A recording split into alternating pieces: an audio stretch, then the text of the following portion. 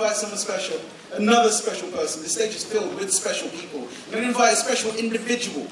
Our final Chicagoan guest. Got Mike out here already for her. I'm not going to say anything more apart from, please, ladies and gentlemen, put your hands together and welcome Ugochi Nwaogwugwu.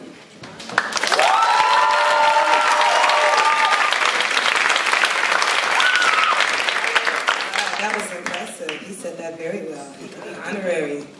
I'd like to dedicate this poem to all of you young people telling your stories in this crowd.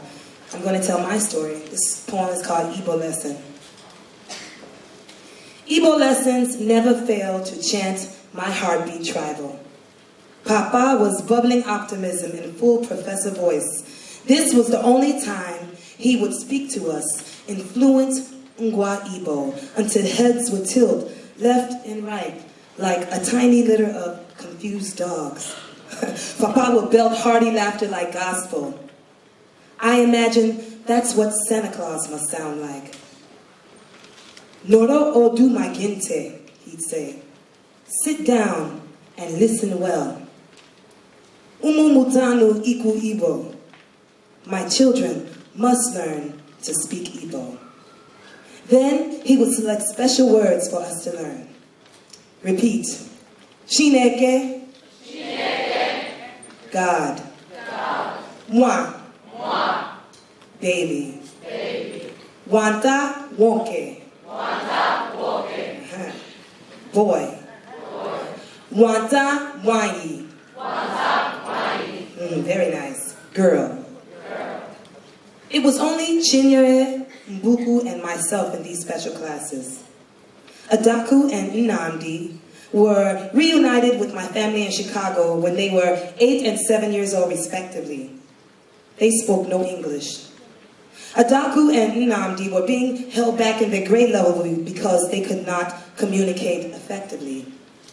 On Prospect Street, communication was a cacophony of broken words melting into purpose moves. My parents decided to speak English in our home exclusively so my older siblings could learn. It just stuck. I was born into an American vernacular. I spoke English so well that by the time I was 6 years old, I was told my future occupation. My father said I was to be a judge. It took me 10 years to realize I had to be a lawyer first. Repeat. Yem. Yem. Give me. Give me. Mini. Mini. Water. Water. Isi. Isi. Head. Head. Aka. Aka. Hand. Hand. Azu. Azu.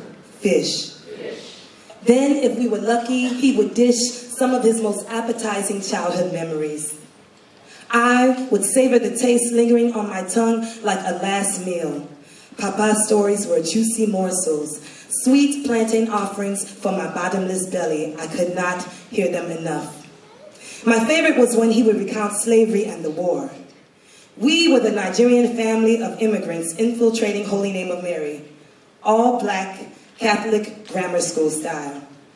My 4th grade class was just discovering what Columbus does not. We were learning about the North American slave trade. I was fascinated by the familiar feel of our kindred experience. My roots run deep, real deep. So deep, I sense my inner Kunta Kinte grapple Toby every day in personal battle. Nigeria is my direct homeland. Generations of my village ancestors first laid eyes on red earth. Mama and Papa were both born under the embrace of palm tree protection, but still at times, I feel like more than a stranger to her.